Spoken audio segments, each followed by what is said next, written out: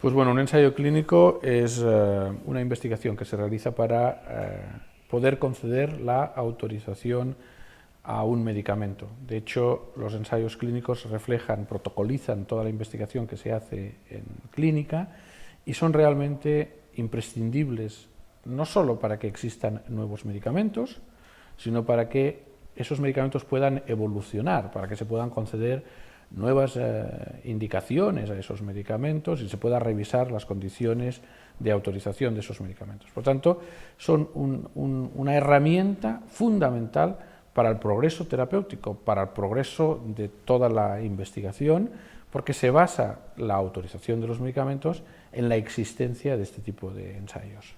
Los pacientes se seleccionan para realmente cubrir las necesidades de ese ensayo y todas las pormenores de esta selección, las condiciones, el tipo de paciente que va a tener que utilizarse, con carácter voluntario para el paciente, para poder demostrar que efectivamente el medicamento cumple con lo que se ha diseñado, pues aparece en una especie de manual que se llama protocolo del ensayo y que bueno, pues se tiene que someter a las autoridades, se tiene que someter a los comités éticos de investigación, precisamente para que, desde el punto de vista de los pacientes, estén salvaguardados todos los derechos y, desde el punto de vista de la ciencia, ese diseño de ese ensayo pues, cumpla con las expectativas. Entonces, en realidad, bueno, pues lo que en general se busca cuando se hace un desarrollo clínico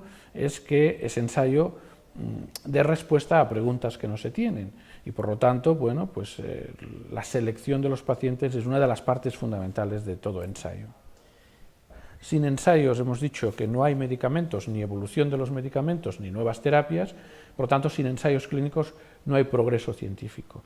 Por lo tanto, el paciente que entra en un primer ensayo lo que está haciendo es un bien a ese progreso, está participando voluntariamente, evidentemente, y con información sobre cuáles son sus ventajas y sus riesgos para que la ciencia avance. Otra de las ventajas que tiene el paciente es evidente, y es que tiene acceso a una nueva terapia que anteriormente pues, no se conocía o en unas condiciones que no se conocían. Y por lo tanto, en algunos casos, esto tiene también un atractivo importante porque, bueno, pues de alguna manera, no solo la ciencia en general, sino determinadas patologías en concreto.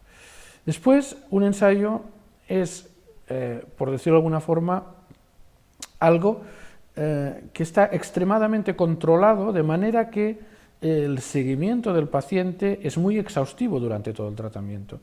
Para la industria farmacéutica innovadora, la finalidad es poder contribuir a la terapéutica con la autorización regular de nuevos medicamentos. Y para eso, necesariamente, porque hemos comentado al principio que el medicamento requiere siempre de un ensayo clínico, pues, o de más ensayos clínicos, necesitamos hacer ensayos clínicos. Por lo tanto, de alguna manera, los portavoces de la investigación, en un porcentaje muy elevado, son precisamente las compañías farmacéuticas que son las que promueven ese tipo de ensayos.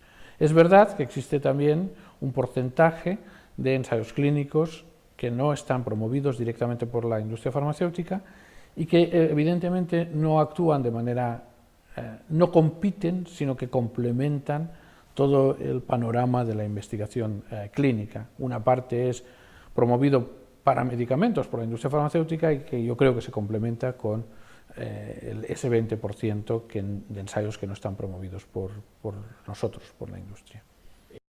Yo creo que España es un país idóneo para ensayos clínicos, es un país en el que hay un sistema público de salud que favorece la realización de ensayos clínicos, pero tenemos varios problemas, algunos de ellos de tipo burocrático y otros de tipo conceptual que limitan mucho el acceso a ensayos clínicos y su desarrollo.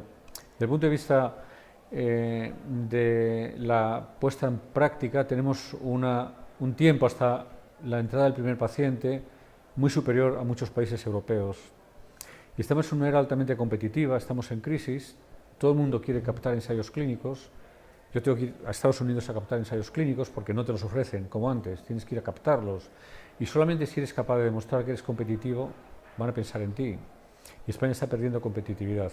Esto sería fácil de solucionar. Nadie entiende por qué se demora tanto la aprobación con el sistema actual español cuando se podría acortar. No lo entendemos. Esto es una cosa que habría que arreglar.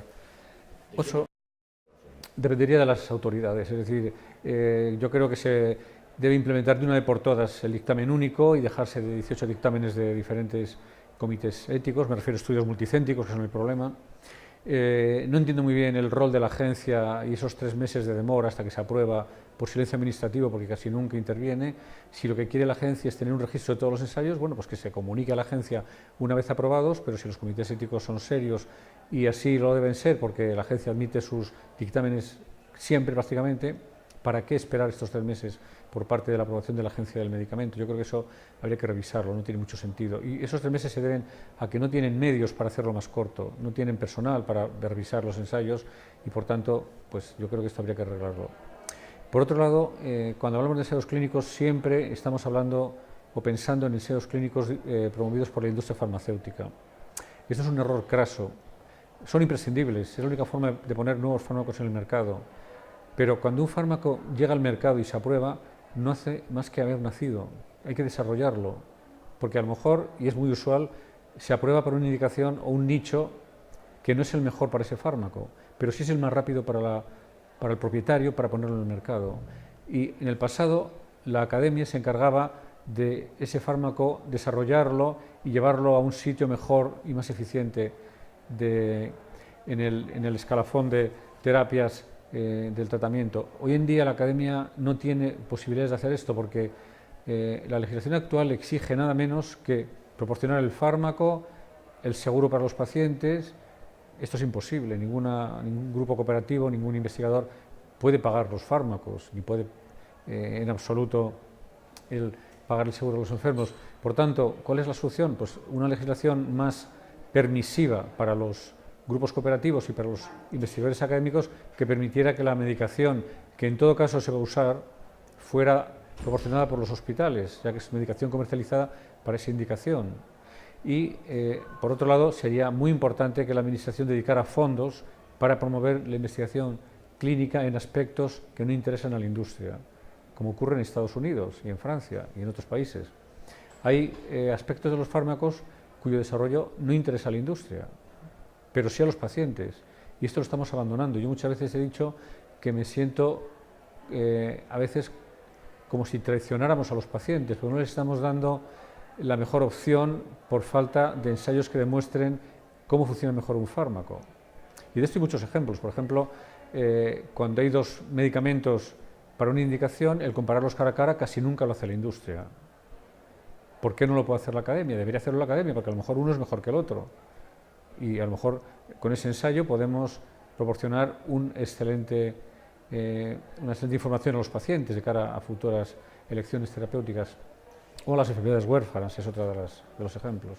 Sí, yo creo que ahora mismo en España hay 30 o 40 centros que son internacionalmente reconocidos como absolutamente serios y cumplidores, pero creo que tenemos muchos más centros que podrían estar en esta categoría y que todavía no lo han sido por las restricciones que impone la burocracia española.